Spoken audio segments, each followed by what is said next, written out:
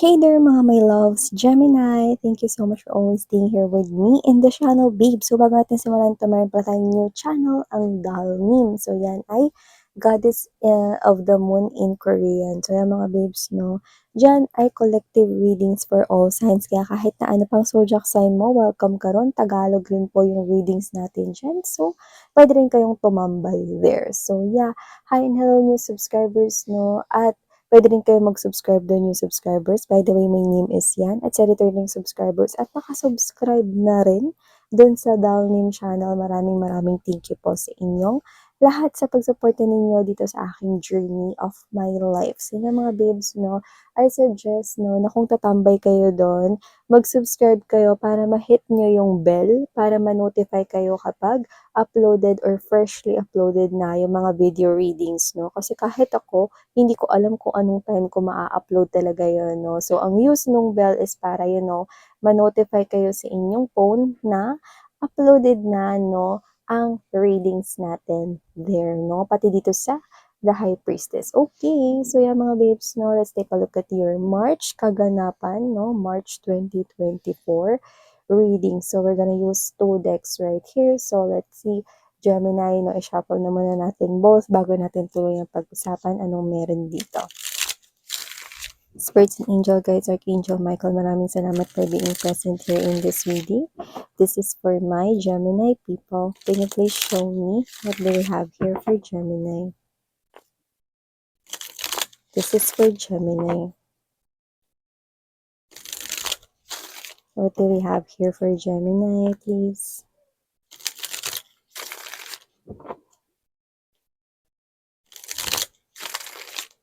Gemini. Okay, so let's shuffle this one as well bago natin tuluyan na pag-usapan anong meron here. So yeah, we're gonna take this one. Tell me more for my Gemini, please.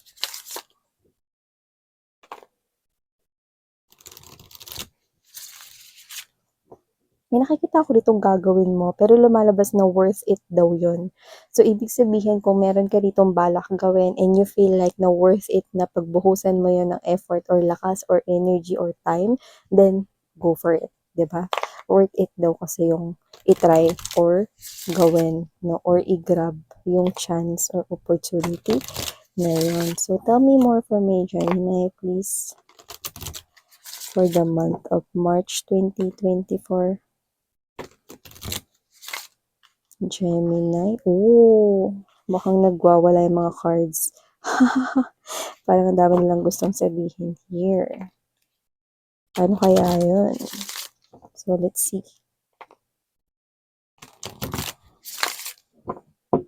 Okay, so we're good. Let's see what do we have here for Gemini. So, igilid naman na natin itong mga babes at ilatag muna, no? Pero you have here the first energy. Past life connection. Oh, past life connection at maaaring nagkaroon na rin kayo ng relasyon, no?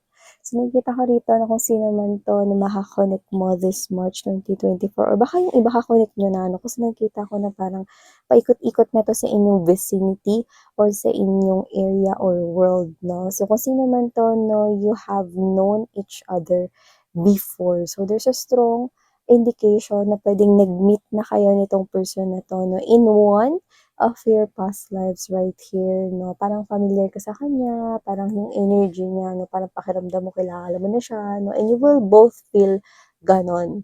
And if you are already in a relationship with this person right now, no, parang pakiramdam mo na hanap mo yung twin mo or yung kambal mo right here. So, nakikita ko ang strong na indication rito na parang nakahanap mo or nahanap mo yung kapareha mo, no? Or kung hindi mo pa 'to nakikita, Gemini, no, you will definitely makakilala ka, no, ng halos kaparehas mo. Hindi naman as in kamukha mo. Marami kayong pagkakapareho. 'Pag may usap kayo, no, matatantusan mo 'yun, no, na parang bingo, no? Marami ka ritong matutuklasan na parang, "Uy, parehas tayo. Uy, alam mo ba ganyan din ako. Hala, 'di nga." Ganun nakikita ko dito. So, let's see more. You also have here this, let your friends help you, ask for and accept support from, others. So, nakikita ko rito na maaaring makilala mo siya sa isang friend or magpapatulong siya sa friend upang makilala ka or magpapatulong ka sa friend mo para makilala mo siya. Baliktarin mo na lang 'no, kasi maaaring magkapalit-palit dito ang energy pero meron talagang isa sa inyo ang nakikita ko na mauunang gumawa ng mag-first move, 'yan 'no, mag-first movement 'no, dito sa connection na ito. So, nakikita ko rito na kung hindi mo pa siya nakikilala 'no, meron ditong nauna na makakita or makakilala sa isa. So, ibig sabihin 'no, kung ikaw ang nauna, nakikita ko rito na maaaring gumawa ka ng paraan, humingi ka ng tulong sa common friend ninyong dalawa upang mahingi yung number niya, makakilala siya, malaman yung iba pang mga tungkol na information sa kanya, favorite niya, no, mga bagay na may kinalaman dun 'no, sa bagong kakoneksyon na yun. Yung iba naman kung kayo ay may relationship na rito, mukhang meron siya ritong paandar. Puwedeng kakausapin niya rito yung mga friends mo kasi gusto ka niya ritong i-surprise. Yung iba puwedeng hindi friends, pero puwedeng coworkers, katrabaho, or family members mo 'no. So, parang meron siya ritong hinahandang surprise. Yan 'no, sinikita ko rito 'no. Pero tingnan mo, hindi ba mukhang parang bride 'to 'no, may veil, 'di ba? So, sikretong malupit pero parang tungkol ata sa kasal yung pag-uusapan 'no. So, puwedeng mga babes 'no, kung yan in relationship niyo na ngayon 'no, posibleng ang surprise na inahanda ay marriage proposal or related to pagpapakasal or pag-iisang dibdib 'no. So, puwedeng makipagkita siya sa friends mo and families mo 'no, at hingi ng iyong kamay sa kanila or baliktarin niyo na lang, okey? Wala tayong gender here, taray! At kung sino man 'yan 'no, hindi lang naman itong first encounter na nagkita kayo niyan, Gemini, kasi nakikita ko rito na puwedeng kayo ay nagkakilala na rin talaga noon-noon pa 'no. See, romantic feelings 'no, these are all true. Your feelings are real and worth exploring 'no. Tingnan mo 'no, nandito yung salitang worth. So, whatever that this may be, nakikita ko rito 'no, na ano man 'tong klase ng connection na 'to 'no, worth it ito na sunggaban, worth it nito sunggaban talaga miss 'yan. Aarte pa be. Taray, so nakikita ko rito that with the romantic feelings 'no, nakikita ko na yung feelings ninyo for each other ay totoo, genuine, real, and for some reason, I'm seeing that clam. Alam niyo yung clam na yung may pearl sa loob 'no, which is hard to find 'no, kailangan sa kasisiran at kaibuturan pa talaga 'no ng dagat 'no at mahahanap yun. At siyempre 'no, malaki ang value nun, 'di ba? So, ibig sabihin this is something here rare, okey? So, ang feelings and emotions ninyo for each other 'no, are genuine. So, nakikita ko rito na you love this person and this person loves you back. And if this is a new person na makikilala mo pa lang or kinikilala mo na ngayon, I'm saying that you will be on the same page with each other. You're gonna see each other eye to eye right here and you will find out that you have lots of similarities, no, sa isa't isa. Yan. And at the bottom of the deck, we do have here this forgiving and learning.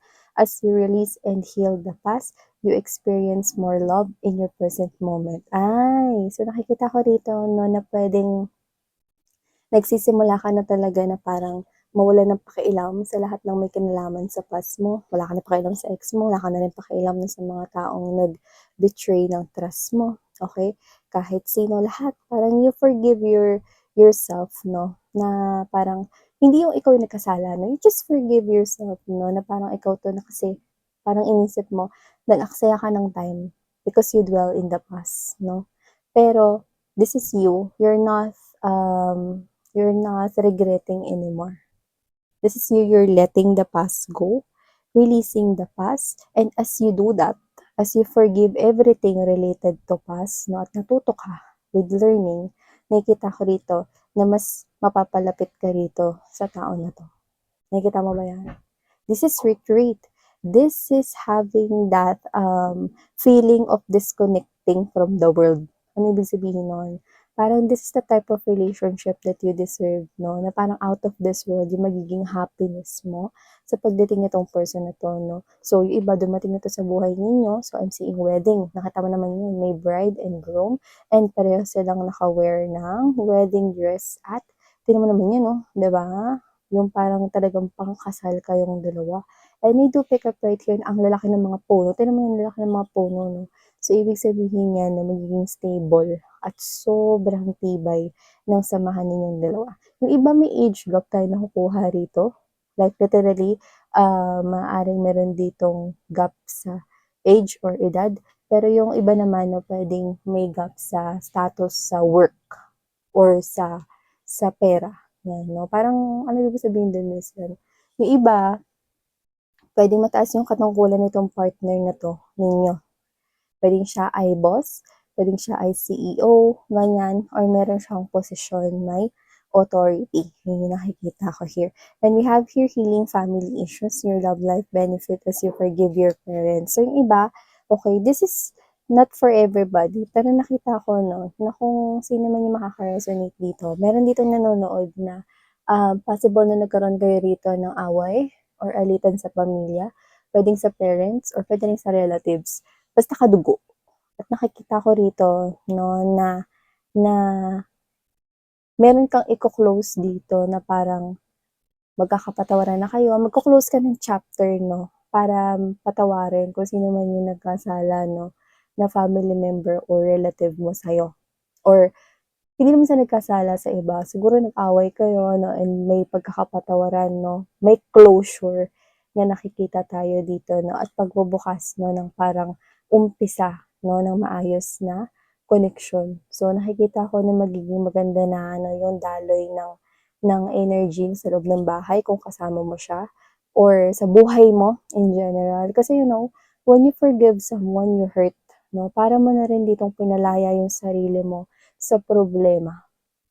And you let the blessings, no, come into your life because of that.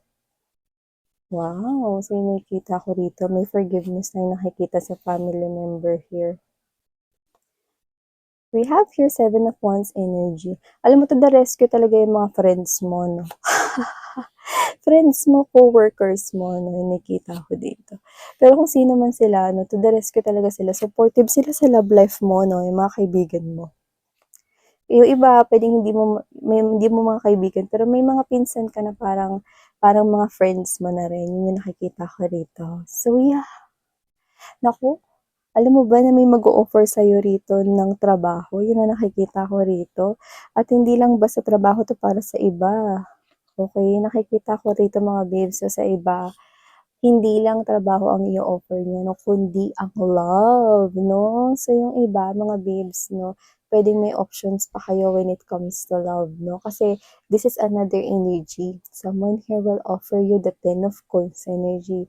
So, whoever this individual is, I do pick up, no, that this is also someone na worthy rin na i-grab mo yung opportunity na yan. But, you know, at the end of the day, no, nakikita ko rito na sino man ang piliin mo, no, worth it yun. Okay?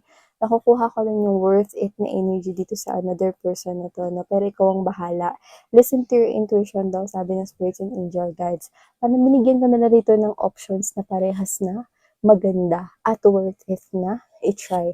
So, nakikita ko dito, no, that the universe really wants to show you that you can have this offers right here available. Pero syempre, isa lang ang pwede. Hindi pwedeng dalawa. Okay?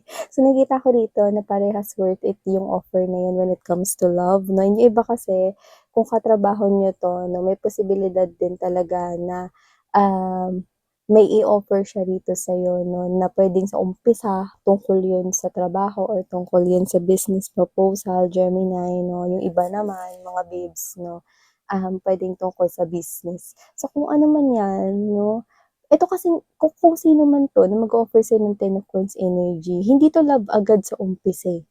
Pwedeng ano to eh, kasamahan mo lang sa trabaho, kasamahan mo lang sa project, tas na-develop na, parang ganun. So, nakikita ko, no, na meron ka ritong options when it comes to love. Okay, especially kung single ka. And we have here the 7 of Wands energy and the King of Pentacles, Gemini. I do see right here, no, na meron ka ritong issue na kakaharapin no, sa trabaho na kung saan pwedeng, wag kang maglala, wag kang mag-worry masyado, no.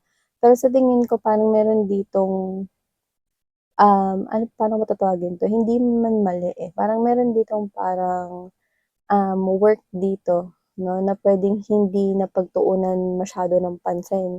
Kulang sa detalye 'no, at siyempre ang masisisi walang iba kundi yung, kung sino yung head nun or kung sino yung parang leader nun 'no, and I do pick up 'no, na that could be you, okey? Parang kunwari 'pag hindi nagawa ng mga members mo ng tama ang sisi sa'yo.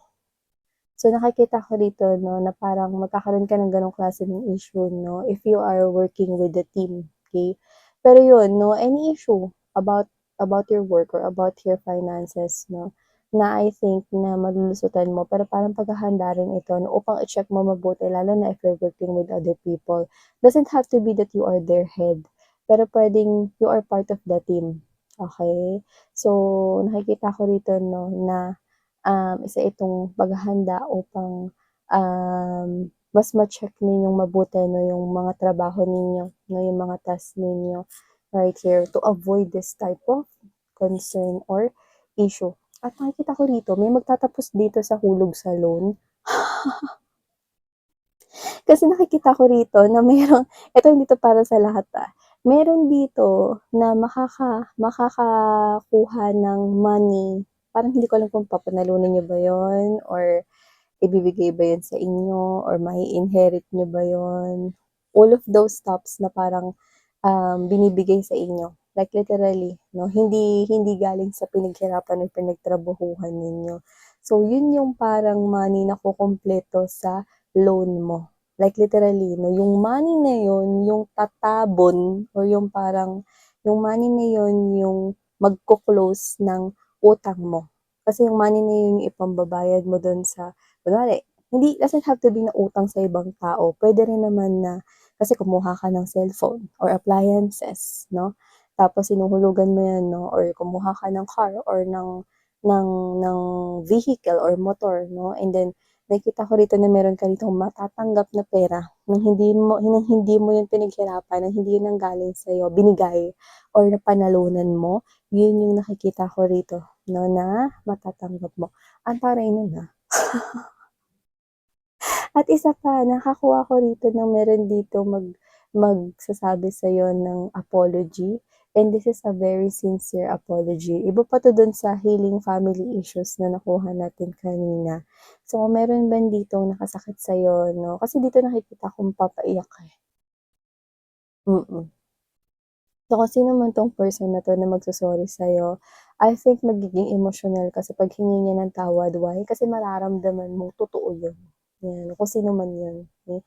Mararamdaman mong totoo yung paghingi niya ng tawad sa'yo. It's been a long time 'no, simula ng huli kayo ritong nag-usap ng person na yun, kung sino man yun. It could be anyone. So, kung sino man siya, mararamdaman mo yung apology niya. This March 2024, this person is coming in to say his or her apology, a very warm and emotional apology in person. Not text, not call, but in person.